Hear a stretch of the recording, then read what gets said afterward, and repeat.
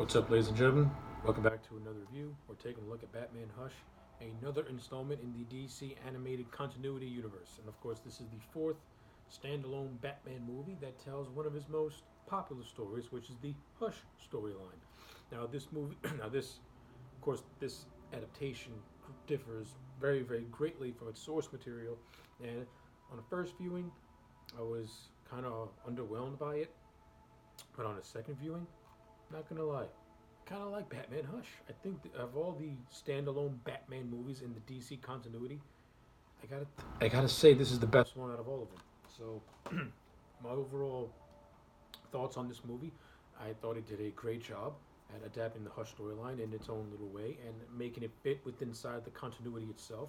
Uh, I like the use of the Batman villains in this movie as well. We get Bane, we get Poison Ivy, we get the Riddler, we get Clayface, we get Harley Quinn and the Joker, and I think they're all used the best way they can possibly be used. Now, and I also like how they handled Thomas Elliot in this movie. Now, as we all know, Thomas Elliot is the original Hush, but in this movie, Thomas Elliot is kind of killed off at the midway point, and I kind of like how it kind of makes them, it kind of like goes away from what we know who Hush is, and it does something different because in this movie, Elliot is not portrayed as this bitter friend of Bruce Wayne. He's portrayed as someone who, at first, yes, he's portrayed more as a red herring. And if you have a knowledge of Batman lore and Batman comics, we automatically assume that this movie is going to reveal Tommy Elliot as Hush and his whole master plan.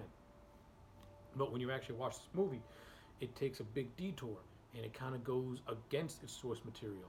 Now at first when I saw this, I wasn't at all for it. But after watching it again, knowing what I know, I kind of like it, and it kind of makes for a pretty good story for a villain who I've always assumed was an A-lister. And I think one of my problems with this movie is that it's trying to make you believe that the a certain villain's a C-lister, but in my circles, Riddler, I give it up. Riddler is revealed to be Hush. But I've always considered Riddler to be more one of Batman's most popular A-list villains. I never really saw him as a C-lister. To me, a C-list villain is like the Condiment King.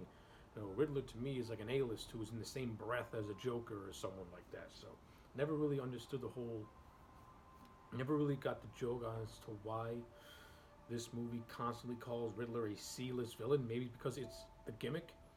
I really don't know if that's the case. Then it's kind of an outdated criticism against the Riddler, who is kind of evolved, who was a gimmick, but he's kind of evolved into a more serious, more dangerous threat over the years as a character. So, in terms of how this movie handled Riddler in general, kind of like it. It fits the Riddler. Riddler is one of those characters who would do whatever he can do to take down Batman. He's a manipulator. He's somebody who will do things to his advantage.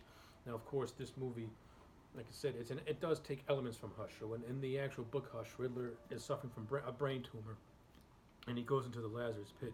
Now, the effects of Riddler's bathing pit, it kind of makes him smarter than he really is, and he ends up knowing Batman's identity. So by knowing all this, he devises this plan to turn everyone to pretty much wipe out Batman's family and to turn everyone against Batman himself. And now in the original book, it's pretty much Hush, Thomas Elliot doing it as revenge for what Batman did for for Batman's father saving Hush's father because Hush wanted to get his parents' inheritance. But in this movie, it's more or less this is Riddler's grand plan of proving himself to being a legitimate threat to Batman himself. So it plays to the whole narcissistic trait that the Riddler has always had, and it works for me. After watching it again, I like it. I don't hate on it. I enjoyed it. And the thing I like about this movie, I like this movie at its heart is pretty much a romance movie between Batman and Catwoman. I like the way they're handled. I like how we see them as partners midway through the movie, taking down people like Freeze, Penguin, and Two Face. I would have liked to see more of those three, particularly Two Face, but we can't all get what we want.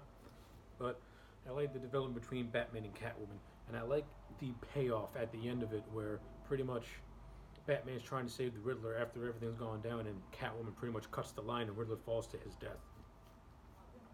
And Catwoman's whole reasoning was, why are you going to let him live? And Batman, of course, Batman having his code, he will never take a life, no matter how bad or how great it is. He will never take a life, and Catwoman cannot understand that. So I like how that causes a fraction and a friction between the two, and it kind of like splits them off. But there's still love and an attraction between the two, even despite all that, which is good stuff. And that's at the core of Batman and Catwoman's relationship. It is a forbidden love between those two. Batman's on the good side of the law. Catwoman kind of teeters both ends of the stick, and it works. And I also like how Catwoman again is handled in this movie, particularly in the beginning, where she's being manipulated by Poison Ivy to do some dirty deeds for her. Of course, eventually she breaks away from that. And that's when she hooks up with Batman, and they become partners. I like the inclusion of certain Justice League members in this movie, particularly that of Superman. I like how he's used in this movie. I thought that was handled fairly well. We get a nice little cameo from Lex Luthor, who is a probationary member of the Justice League now. That was pretty cool. And so I gotta think. Also, I like the interactions with Nightwing and Batman as always. Is particularly Nightwing trying to give Batman some advice with his relationship with Selina, which is pretty funny. And then we have a nice little scene, actually a really cool scene in the graveyard where Nightwing and Catwoman are teaming up to take down the Scarecrow, which is a really cool scene. I really like it a lot. And I like the opening with Batman taking on Bane, which of course during that whole fight is where we see Hush for the first time, and he almost kills Batman at the beginning of the movie. So nice, good opener. We get Tommy Elliot, and like I said, this version of Tommy Elliot, he's not a bitter friend to Bruce. He's a legitimate friend to Bruce, and again, he's portrayed as a red herring based on people's prior knowledge of Hush as a character and what his story is and his connection to Bruce.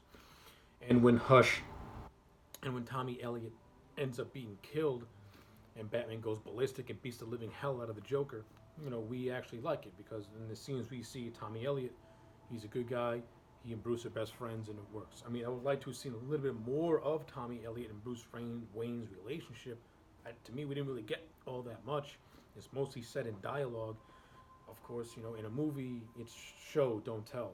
Majority. So and when Hush, and to me, when Elliot's death does happen, it does fall kind of flat because we didn't really get enough time and interactions with Hush and Tommy as friends, and why Bruce took it so personal when Tommy ends up being killed.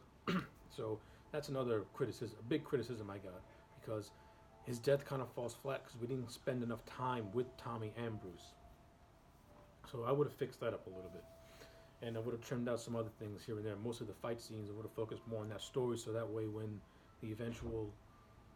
Tommy's eventual death happens and the eventual twist of Riddler happens, it would have meant more, at least to me, watching as a viewer. Yeah, that's pretty much all I got to say on Batman Hush. Overall, I really like this movie. Despite its problems, I think it's very, very entertaining. It's one of the best DC animated movies out there, particularly with the new 52 aesthetic. And I'm going to give it a solid 8 out of 10. This is a good watch, and one of the better, like I said, it's one of the better Batman movies within that continuity. So yeah, 8 out of 10 for Batman Hush. If you've seen this movie, let me know in the comment sections down below. Do you like it? Do you hate it? I would like to know. Like the video and subscribe, and I will check you back next time for more.